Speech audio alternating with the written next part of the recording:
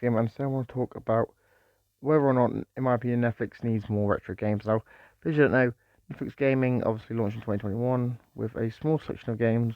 Obviously, they're all mobile games, and since then they've grown to offer around 50 titles, and yeah, they haven't really done much. They haven't really, obviously, added much more.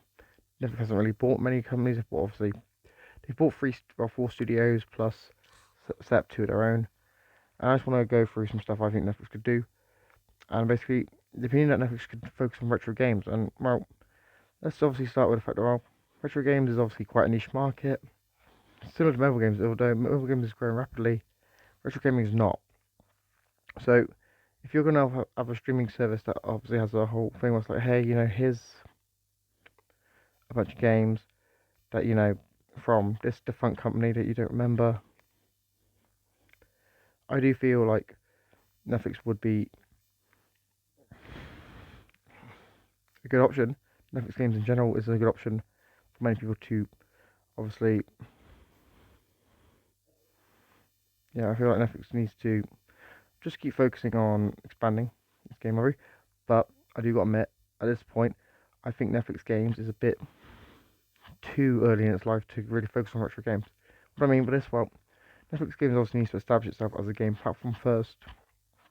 With them offering quite a few games, obviously already, it's not impossible for them to try and expand by buying up companies like Atari or other smaller retro companies who own a retro library. But will they ever do it? I'm not entirely sure. The reason being, Netflix obviously is focusing on the future. They're trying to develop new games to keep their audience engaged and keep people on Netflix for longer periods of time. And to me, I don't see Netflix really doing much. Because currently, I kind of feel like Netflix is in a position where they need to, you know, focus on the future games and whatever they got. Because they've got like 14 or 15 games in development in house. They've obviously got 55 games coming to Netflix games in 2023 that we know of. The number might have gone up by now, I'm not entirely sure. But Netflix games might be, growing rapidly. Netflix games might have gone up massively since its numbers, and retro games may not appeal to that. Retro games are still popular, people still play retro games, but it's just Netflix is obviously looking at the future. They're looking for games with IPs they know are going to massively grow their gaming output that people are going to be interested in. And to be honest, I kind of feel like if Netflix does get into retro gaming, the logical thing for them to do is to buy someone like Atari and dump their library into the subscription just to keep it going, just to keep people active. And people are like, okay, cool, now I can play Asteroids, whatever. There are obviously hundreds of different companies Netflix could go after and try and buy up.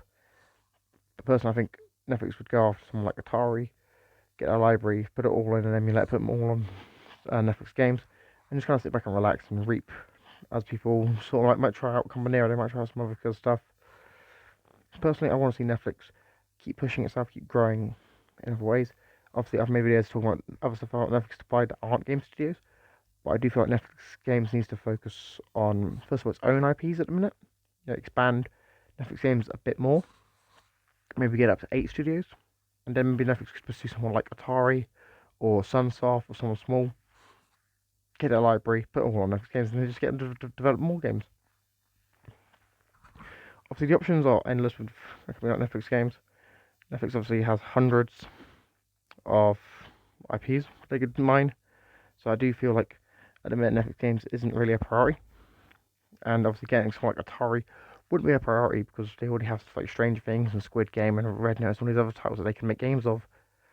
But the problem Netflix Games lacks is games that are wholly gaming IPs, because they're trying to make IPs based on stuff like what's it?